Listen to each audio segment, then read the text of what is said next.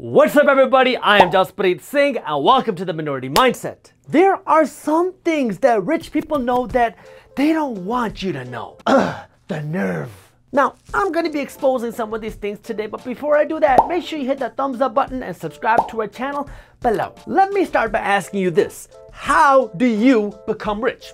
How do you do it? 90% of people will tell you that you need to get a good job, you need to invest in your 401k, and you need to save aggressively. Your teachers told you that, your boss told you that, even those financial news articles which are made to help you become wealthy, which are run by multi-millionaire, multi-billionaires, told you the same thing with articles like 5 ways to become a 401k millionaire. I find that kind of funny because you see, rich people, they do the exact opposite. Rich people don't work traditional jobs. Rich people don't invest into a 401k hoping to get a 4 or 5% company match. And rich people don't save aggressively. So why are you lying to me?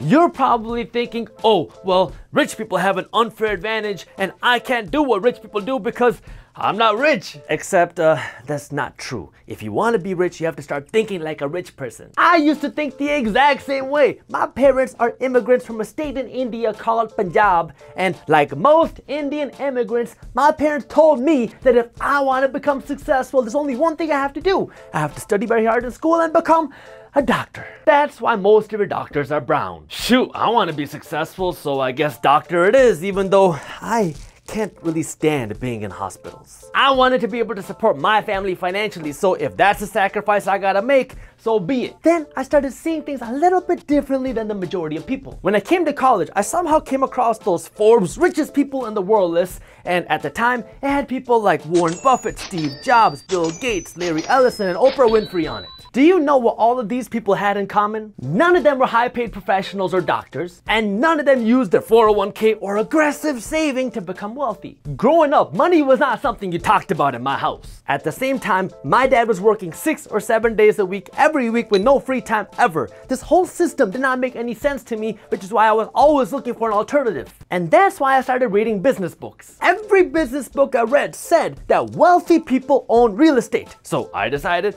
okay, I'm gonna be a real estate investor too, except what does that even mean? Fortunately for me, this was right around the same time when real estate prices were at rock bottom after the 2008 crash, and so I found a condo on sale for $8,400. It was a small tiny little condo. I bought it with cash, I fixed it up, and I rented it out, and this condo started paying me somewhere between $250 and $350 a month after expenses. Now my mind was spinning. If I could own 10 houses and each house paid me $400 a month, that's $4,000 a month. Holy! If I can own an apartment complex with 100 units and each of these units pay me $400 a month, that's $40,000 a month from rent. I had no idea what investing was or what the possibilities were, so I was mind blown. Nobody in my family was an investor. I didn't know what a dividend was, and I didn't know any real estate investors. The only thing I knew was that I needed to become a doctor if I wanted to become successful. Oh, and I should also ask for benefits when I get a job. That's when things got really out of hand. I ended up dodging this medical school bullet and I went to law school instead. It's a long story.